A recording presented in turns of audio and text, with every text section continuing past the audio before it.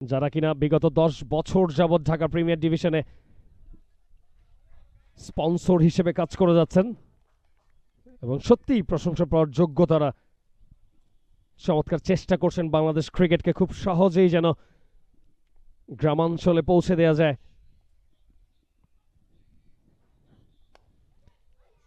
আবারও জোরের উপর স্টেপ আউট করেছিলেন, স্ট্রেইট ড্রাইভ করেছিলেন, যদিও কটন বোল্টের চান্সটা হয়েছিল, তানভীর গ্রিপ করতে পারেননি।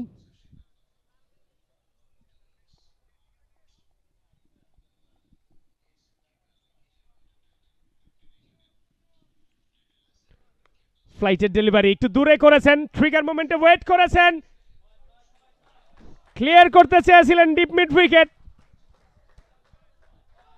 তবে ফিল্ডারের আপিলটা কিন্তু রয়েছে উইকেটের মতোই।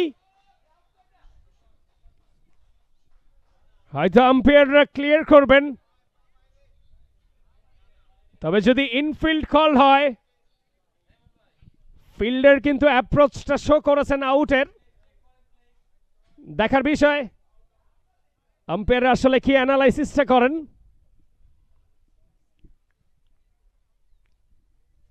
নুরুল হাসান সোহান কথা বলছেন মনিরুজ্জামান টিঙ্কুর সাথে।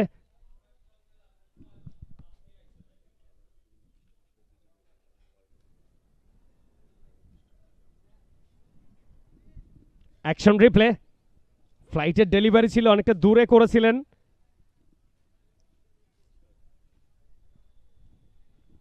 চমৎকার চেষ্টা করেছেন ফিল্ডার এবং ডিসিশন পেন্ডিং।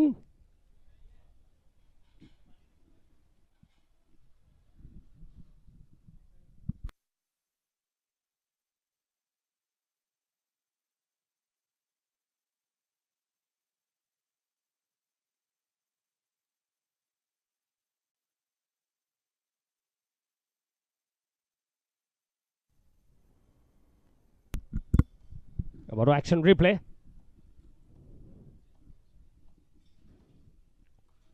বেশ ভালো কভার করেছিলেন, তবে চমৎকার ক্যাচ গ্রিপ করেছিলেন ফিল্ডার। থার্ড আম্পায়ারকে কল করা হয়েছে।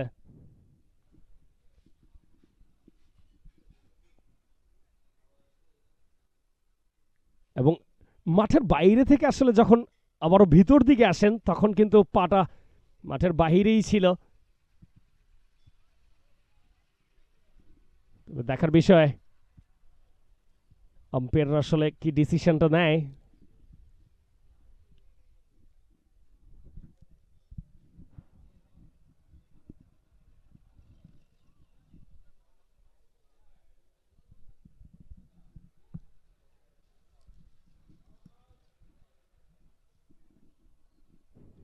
কথোপকথন চলছে।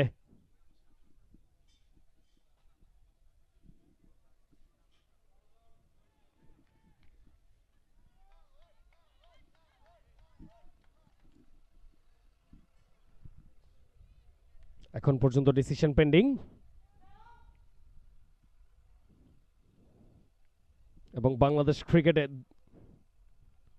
প্রায় 2 যুগ যাবৎ কিন্তু স্পন্সর হিসেবে কাজ করে যাচ্ছেন ওয়ালটন স্মার্ট ফ্রিজ এবং বসুন্ধরা সিমেন্ট, এবং সেই সাথে আউটটা কিন্তু ডিক্লেয়ার দিয়েছেন, যেহেতু অনফিল্ড কল্ডের খেলা এবং ফিল্ডার যেহেতু বলেছেন যে ইটস আউট, অনফিল্ড আম্পায়ারদেরকে কিন্তু সেটাই মেনে নিতে হয়েছে এবং আউটটা দিয়েছেন। আবারও দেখতে পাচ্ছি আমরা নুরুল হাসান সোহান কথা বলছিলেন আম্পায়ারের সাথে, যদিও শেষ পর্যন্ত মেনে নিতে হয়েছে এবং সাজঘরে ফেরত আসছেন বসুন্ধরা স্ট্রাইকার্সের দলনায়ক নুরুল হাসান সোহান। 40টি বল ফেস করে 43টি রান নিয়ে ব্যাটিং করছিলেন এই ডানহাতি ব্যাটার।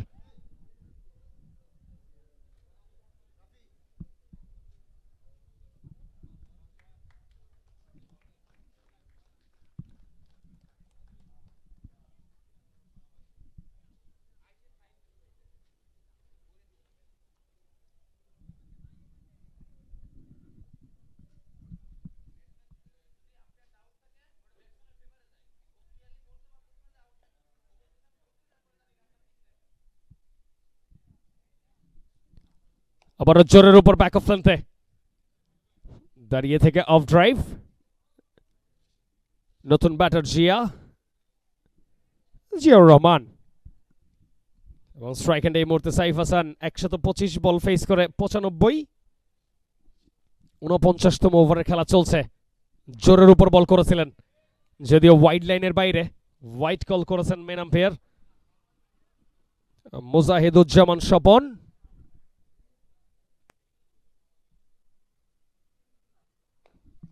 এবার ট্রিগার মোমেন্টে ওয়েট করে সাইড স্কিন বরাবর কানেক্ট করেছেন। লং অনের ফিল্ডার দৌড়ে এসেছেন, 2টি রানের জন্য কল করেছেন।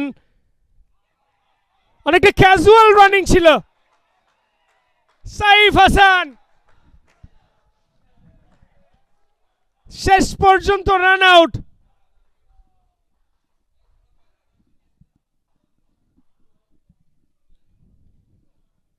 থ্রো করেছিলেন কিন্তু নন স্ট্রাইক হ্যান্ডে, সেখান থেকে আসলে তানভীরের মাথার উপর দিয়ে ড্রপটা হয় উইকেটে। তবে উইকেট কিপার খুব আর্লি কিন্তু গ্রিপ করেছেন এবং উইকেটটাতে হিট করেছেন। হয়তো সাইফ হাসান এক্সপেক্ট করেছিলেন যে নন স্ট্রাইক হ্যান্ডে থ্রোটা হবে, যে কারণে একটু ক্যাজুয়াল ছিলেন, পৌঁছাতে পারেননি প্রপারলি এবং রান আউট হয়ে সাজ করে ফেরত আসছেন বসুন্ধরা স্ট্রাইকার্সের ওপেনার। 125 বলে 95 রান করেছিলেন এই batter.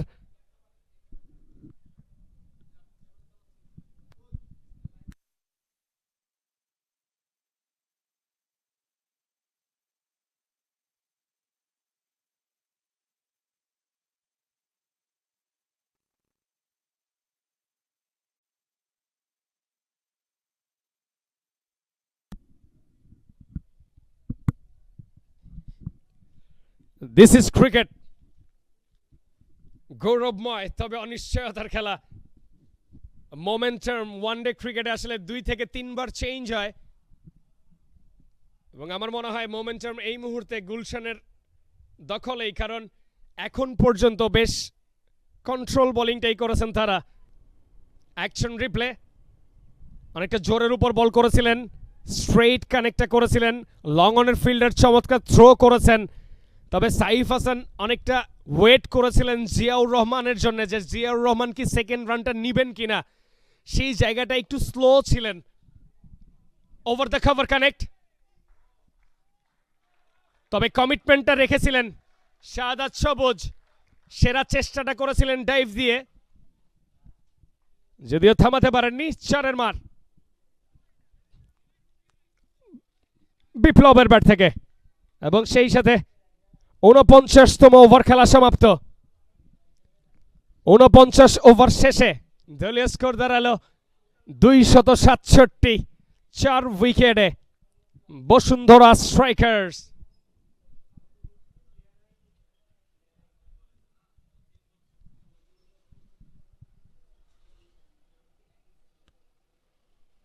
For more updates, subscribe to our YouTube channel and click on the bell icon. Follow us on Facebook and Instagram. Download T-Sports app to enjoy exciting games and highlights. Visit tsports.com.